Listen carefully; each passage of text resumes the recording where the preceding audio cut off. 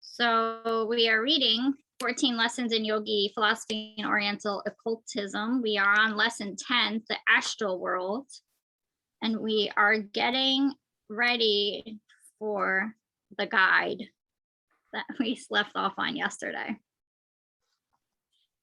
You have gone into the silence and suddenly become aware of having passed out of your body and to be now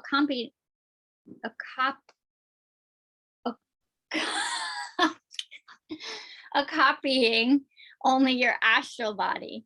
You stand beside your physical body and see it sleeping on the couch, but you realize that you are connected with it by a bright silvery thread, looking something like a large bit of bright spider web. You are conscious of the presence of your guide, who is to conduct you on your journey. He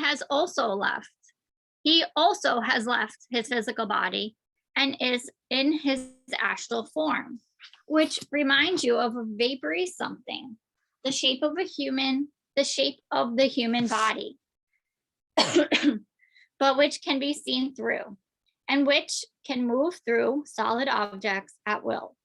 Your guide takes your hand in his and says, "Come," and in an instant you have left your room and are over the city in which you dwell, floating along as does a summer cloud. You begin to fear lest you may fall. And as soon as the thought enters your mind, you find yourself sinking. But your guide places a hand under you and sustains you, saying, "Now, just realize that you cannot sink unless you fear to. Hold the thought that you are buoyant, and you will be so.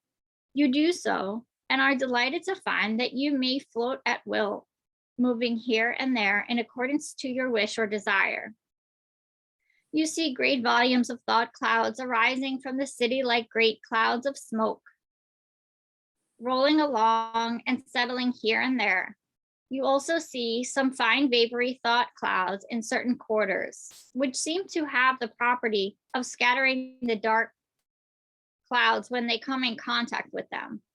Here and there you see bright thin lines of bright light, like an electric spark, traveling rapidly through space, which your guide tells you are telepathic messages passing from one person to another, the light being caused by the prana with which the thought is charged. You see, as you descend toward the ground, that every person is surrounded by an egg-shaped body of color, his aura, in which is reflected his thought and prevailing mental state. The character of the thought being represented by varying colors. Some are surrounded by beautiful auras, while others have around them a black smoky aura in which are seen flashes of red light. Some of these auras make you heartsick to observe, as they give evidence of such base growth and animal thoughts, that they cause you pain, and as you have become more sensitive now that you are out of your physical body. But you have not much time to spare here, as your trip is but a short one, and your guide bids you come on.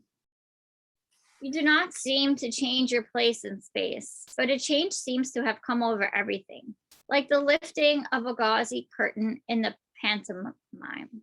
You no longer see the physical world with its astral phenomena, but seem to be in a new world, a land of queer shapes. You see astral shells floating about, discarded astral bodies of those who have shed them as they passed on. These are not pleasant to look upon, and you hurry on with your guide.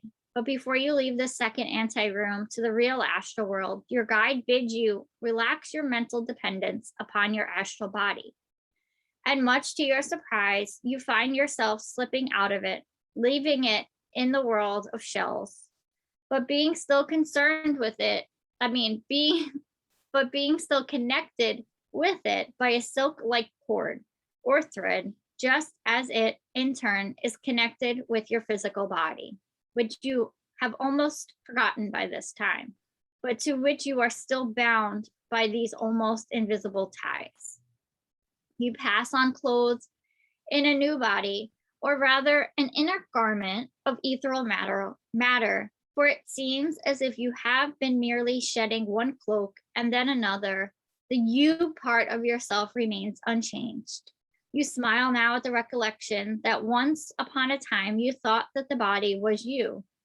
The plane of the astral shell fades away, and you seem to have entered a great room of sleeping forms, lying at rest and in peace, the only moving shapes being those from higher spheres who have descended to this plane in order to perform tasks for the good of their humbler brethren. Occasionally, some sleeper will show signs of awakening, and at once some of these helpers will cluster around him and seem to melt away into some other plane with him. But the most wonderful thing about this reign seems to be that as the sleeper awakens slowly, his astral body slips away from him just as did yours a little before, and passes out of that plane to the place of shells where it slowly disintegrates and is resolved into its original elements. This discarded shell is not connected with the physical body of the sleeping soul, which physical body has been buried or cremated as it is dead, nor is the shell connected with the soul which has gone on, as it has finally discarded it and thrown it off. It is different in your case, for you have merely left it in the anteroom and will return and resume its use presently. The scene again changes, and you find yourself in the regions of the awakened souls, through which you, with your guide, wander backward and forward. You notice that as the awakening souls pass along, they seem to rapidly drop sheath after sheath of their mental bodies. For so these higher forms of ethereal coverings are called. And you notice that as you move toward the higher planes, your substance becomes more and more etherealized, and that as you return to the lower planes, it becomes coarser and grosser, although always far more etherized than even the astral body, and infinitely finer than the material physical body. You also notice that each awakening soul is left to finally awaken on some particular plane. Your guide tells you that the particular plane is determined by the spiritual progress and attainment made by the soul in its past lives, for it has many earthly visits or lives, and that it is practically impossible for a soul to go beyond the plane to which it belongs, although those on the upper planes may freely revisit the lower planes, this being the rule of the astral world, not an arbitrary law, but a law of nature. If the student will pardon the commonplace comparison, he may get an understanding of it by imagining a large screen or a series of screens, such as used for sorting coal into sizes. The large coal is caught. Hold on.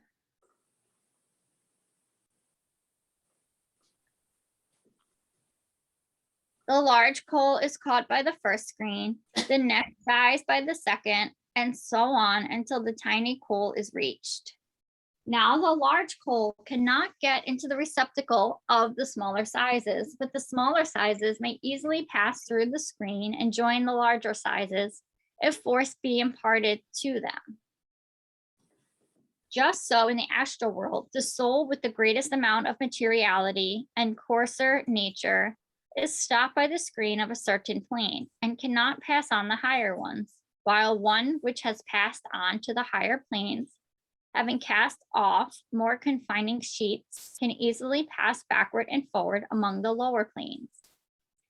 In fact, souls often do so for the purpose of visiting friends on the lower planes and giving them enjoyment and comfort in this way. And in cases of a highly developed soul, much spiritual help may be given in this way by means of advice and instruction when the soul on the lower plane is ready for it. All of the planes, in fact, have spiritual helpers. From the very highest planes, some devoted souls preferring to devote their time in the astral world rather than to take a well-earned rest or to pursue certain studies for their own development. Your guide explains these things to you as you pass backward and forward among the lower set of planes.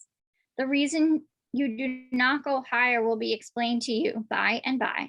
And he also informs you that the only exception to the rule of free passage to the planes below the plane of a soul is the one which prevents the lower plane souls from entering the plane of sleepers, which plane may not be entered by souls who have awakened on a low plane, but may be freely entered by those pure and exalted souls who have attained a high plane.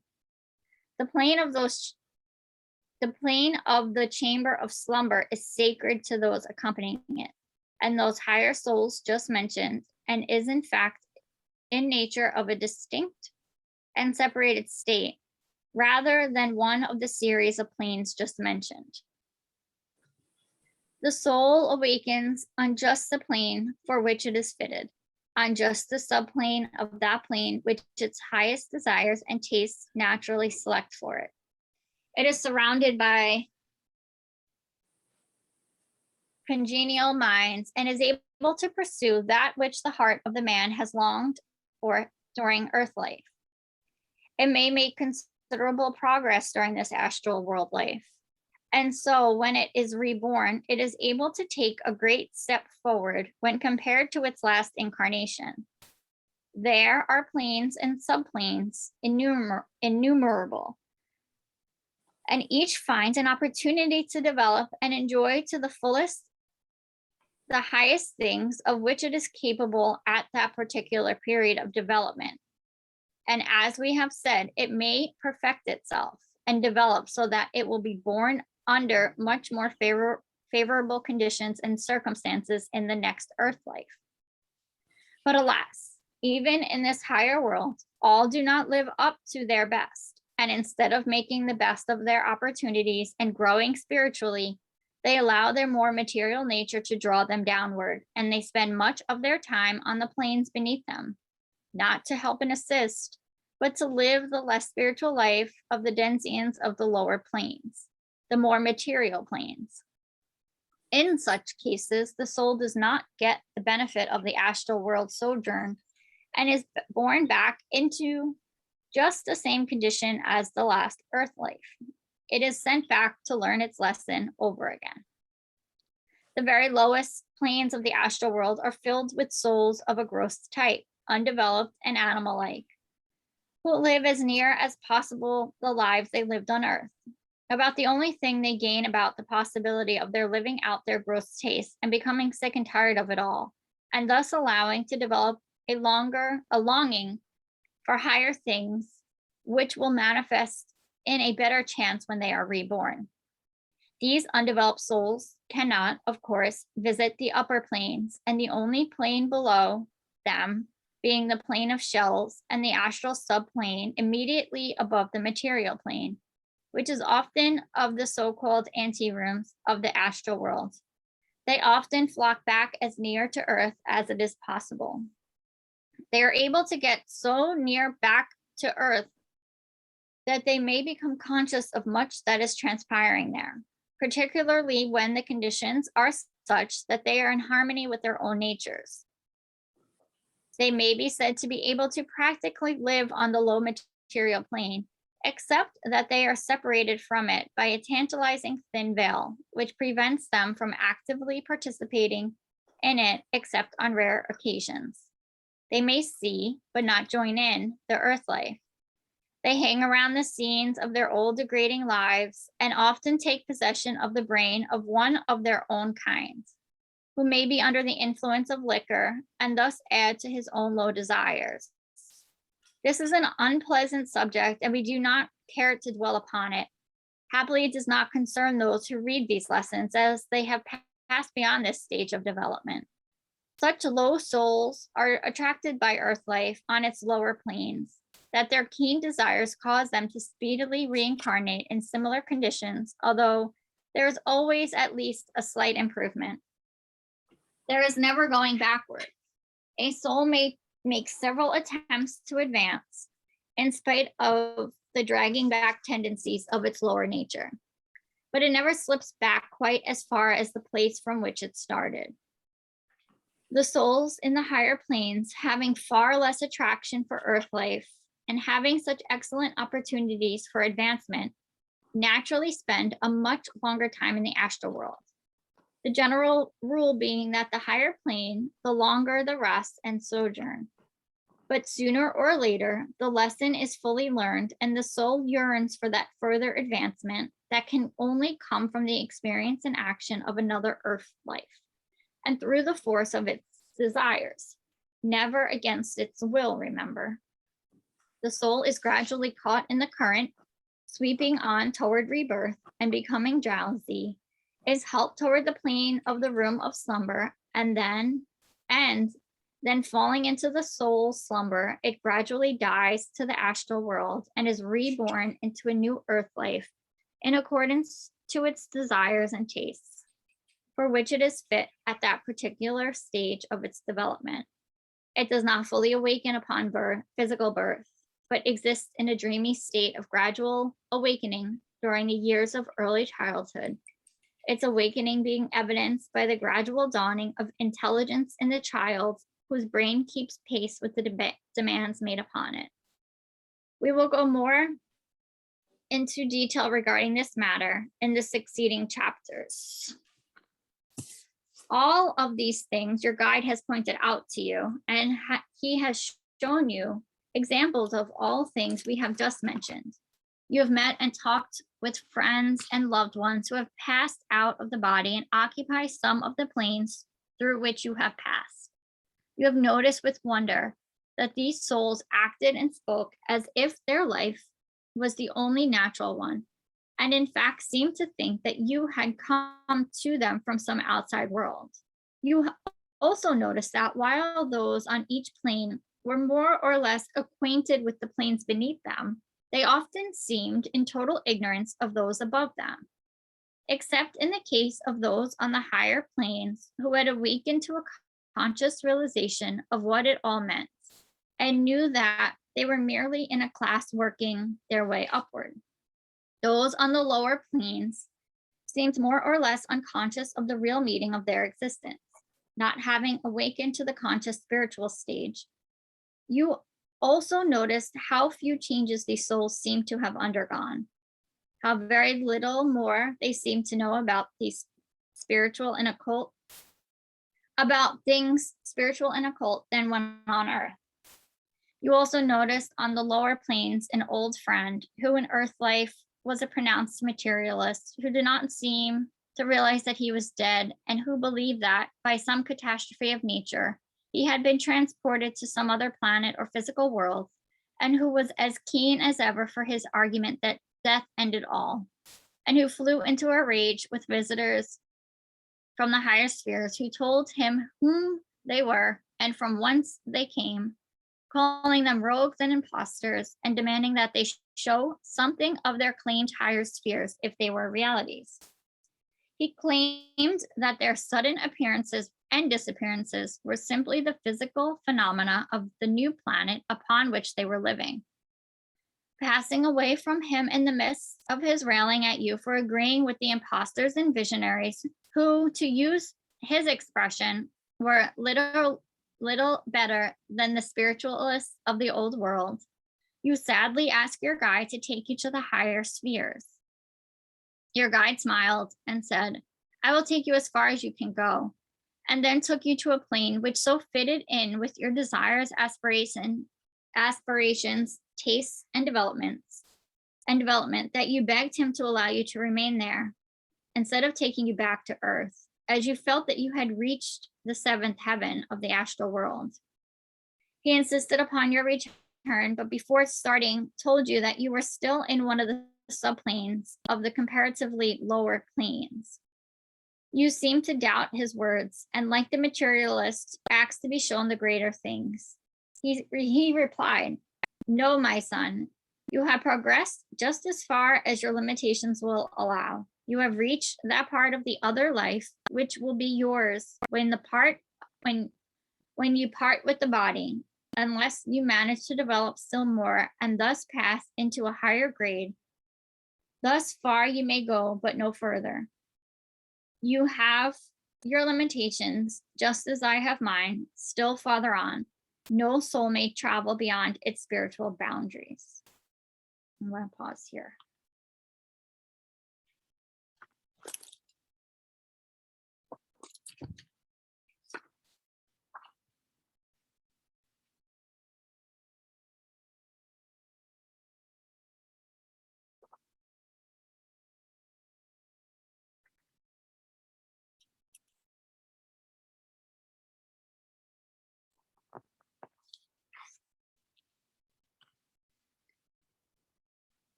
So I had taken one of this person's workshop,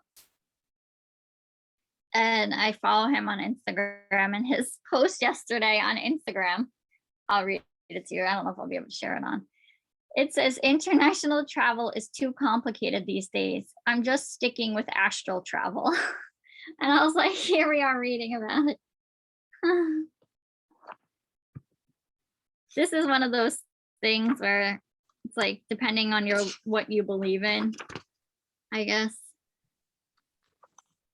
But to me, when I read it, it's just interesting to learn about. And when I first started reading today, it read, when they started talking about the guide, it read as poetry to me. Like, I'm not one to read poetry, but it had like this sort of flow where it was like this like fairy tale reading to me versus what we had been reading. It felt more like story. I read it as more like a kid's story. And funny, that's funny, Pam. That's exactly what I was thinking as you were reading, that this is, to me, seems like a story, and I can accept it as a story. I can go, hey, this is a nice story. I don't know how much I can yeah, all yeah. seems very story like, very fairy tale like to me.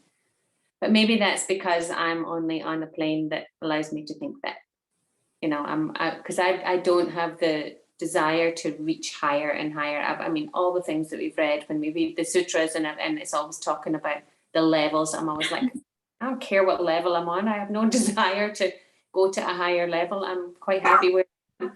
So maybe that's it. Maybe I'm just on this plane where I don't realize that there's, I haven't, I don't know, but I don't have a yearning for something else, you know? Yeah, I hear you. Maybe you're not realizing like you're yearning. Like for me, it's always the ego. Like I always have to let go of my ego in like all things, like material, the world outside, you know, just rather like keep looking inward. And like I feel like I'm always losing touch of that. So it's constantly like trying to get to that plane. So I don't know. It depends how you look at it, I guess. You know? Yeah, I always have a hard time with this, like the ego part of it too. But like whenever I'm in teacher training or anything, and it's like, you are not the body. Like I have a hard time. I'm starting to understand it more, because it's like I'm kind of like brainwashing myself. Like, I got it. I'm not the body. There's something else inside of there. But it was so hard for me to see it because I couldn't see it. And so that's how this is to me. Like, even I'm still studying the Bhagavad Gita with the Bhakti Center in the city. So I take the course last night. And it's so hard for me to grasp things that I can't see. There are things that you have to feel. It's this like practice of like faith. And it's just something I wasn't taught growing up. So like I have to teach it to myself now.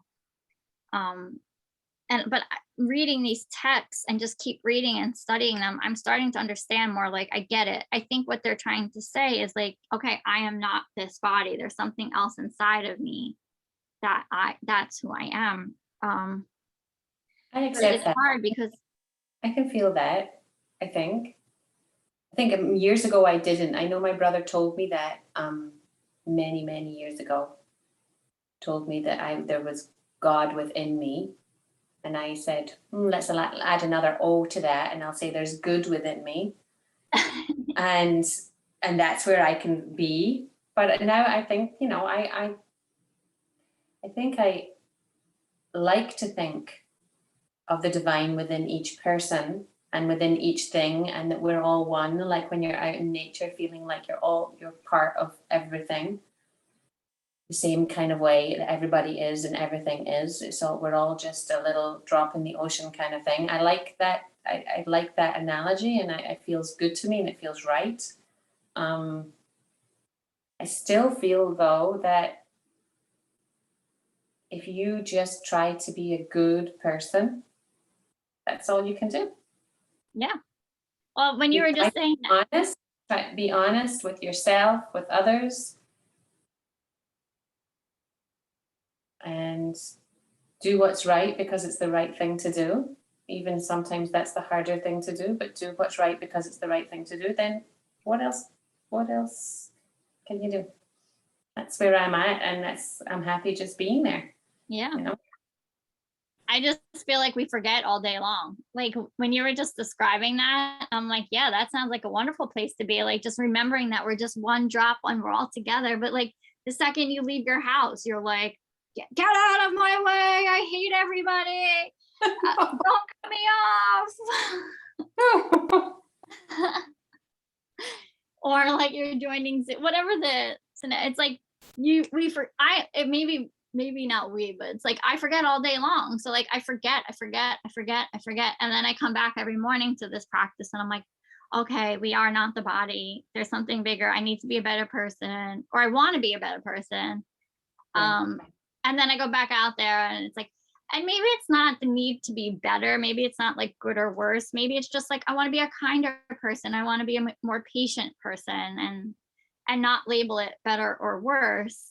Right. But I keep getting these lessons thrown at me to keep practicing. Like those people are going to keep cutting me off. People don't cut me off all day long. I don't drive that much. So I'm just using this as an example, but whatever the scenario is that keeps showing up in your life, every time you walk out of your house or wherever you are, it's going to keep happening until you practice patient in that moment or whatever it is you're working on. Sure. Yes, and there's always tests. There's always things that test you.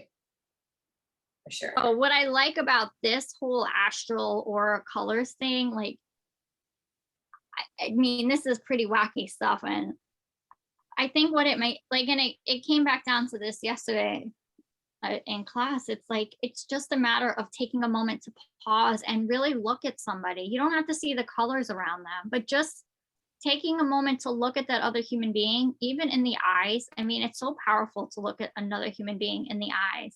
And it's so awkward at the same time, especially now that we haven't been doing it. Like I hung out with some of my friends on Saturday, and I met their kids for the first time. And she taught her son, who's 7, like, say hi and look her in the eye. And I thought that was just like such a beautiful thing, because so often we're like, how are you? We're not even looking at the person.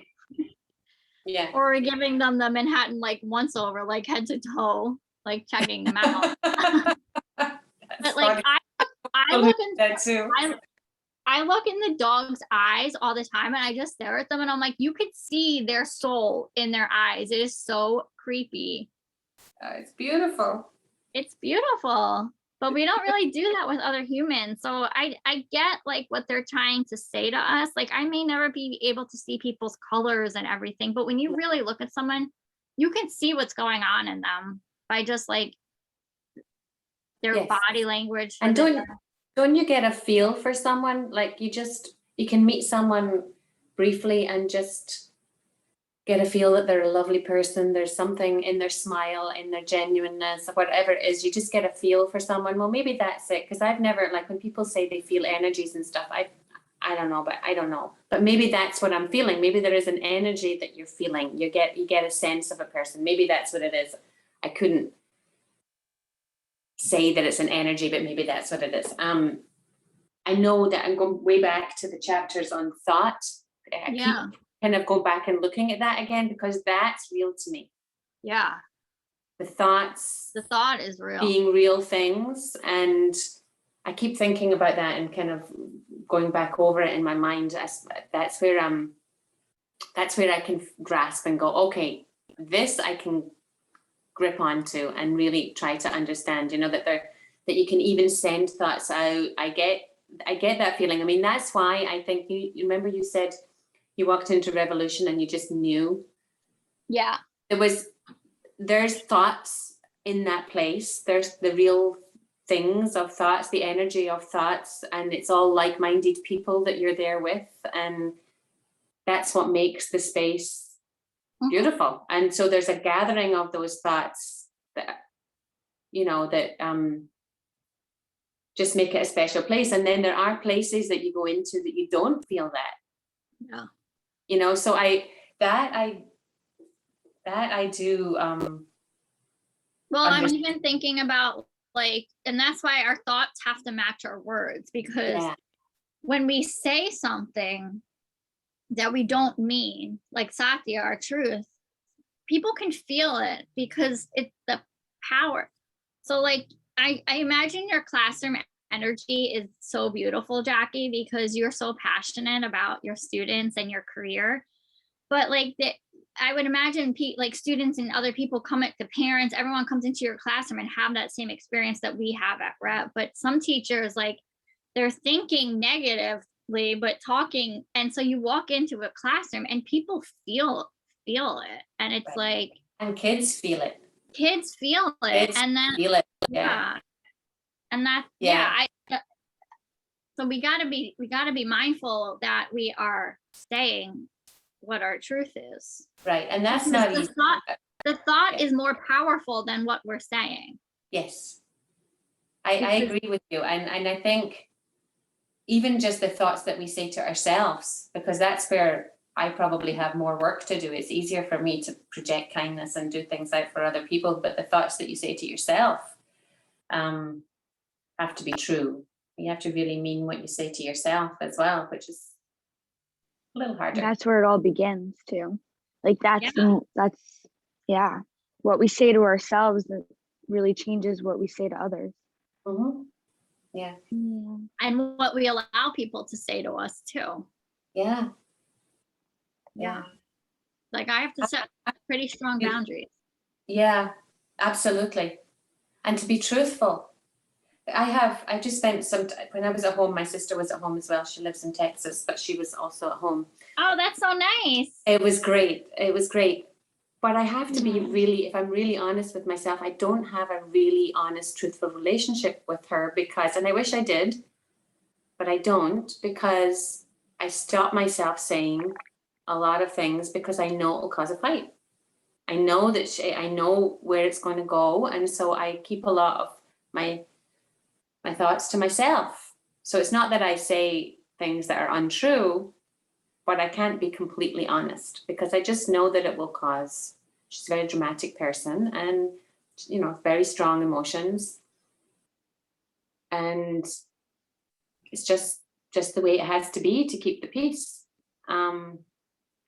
And it's a little sad that I don't have a completely honest, truthful relationship with her, Yeah. I mean, it's better than it used to be, I guess. But it's the case for everybody.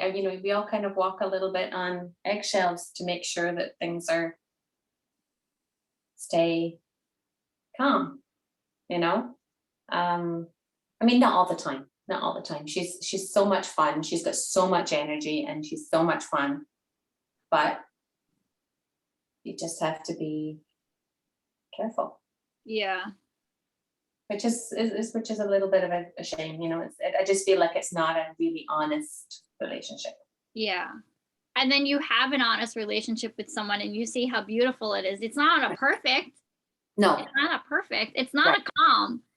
It's not a calm, but a truthful relationship with somebody, it's like that sattva feel.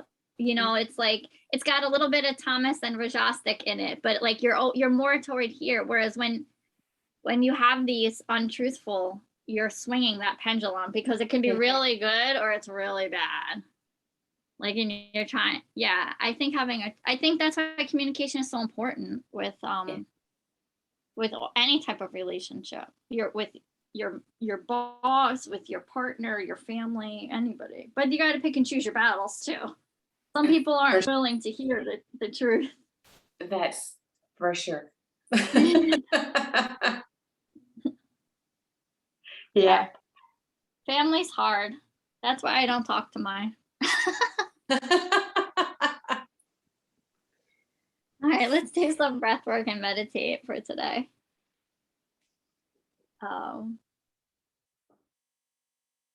Yeah, so let's sit up nice and tall. It's so crazy. It's sunny out now. We already had a rainstorm here. I don't know about you guys. It poured for like 25 minutes and now the sun's out. That was some storm last night too. My big dog was terrified. We didn't get it out here. I didn't hear it. Oh, I saw it on the Met game though, because they canceled it. Or they right. Oh, it was really wild. And my poor big dog curls herself into the shower, into the corner of the shower. So sad. Wait, Jackie, where are you again? I forget. Where do I live? In Yes. Oceanside. Oh, okay, Oceanside. you're not that far. Yeah, okay. So you had the same storm last night. It was wild. Yes. I was like, I saw it too, Pam. Where are you? I'm in Hot Box this week That's because right. I'm at Harry's house. Okay. Yeah, I saw it. I mean, maybe it came while I was sleeping, but I didn't. And usually the dog goes crazy, so I don't think the thunderstorm came out here. But I saw it raining, and my friends all in the city were talking about it, so I know it was intense. Yeah, it was wild. We're having Carolina weather. I hope we get a nice southern storm when I'm down there. It's like How long are sunny. you going for? How long are you going to be there for?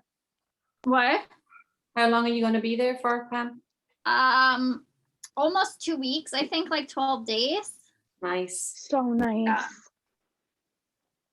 So I'm excited. Yay. All right, let's do some breath. Sit up nice and tall. Take a few breaths in through the nose and out through the nose. You can take your right hand over to the face. Close the right nostril with the thumb. Inhale through the left. Close left. Exhale right. Inhale right. Close right. Exhale left. Inhale left. Close left. Exhale right. Inhale right. Close right. Exhale left. Inhale left. Close left. Exhale right. Inhale right. Close right. Exhale left. You can release the palm down. I'm going to set the time. You can continue on with the breath work and join us when you're ready.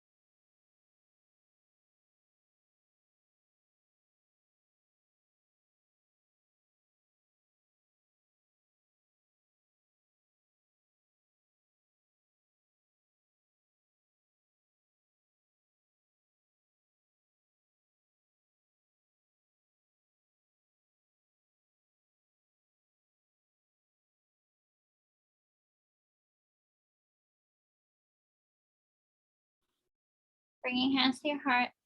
Namaste. Have a beautiful day, everybody.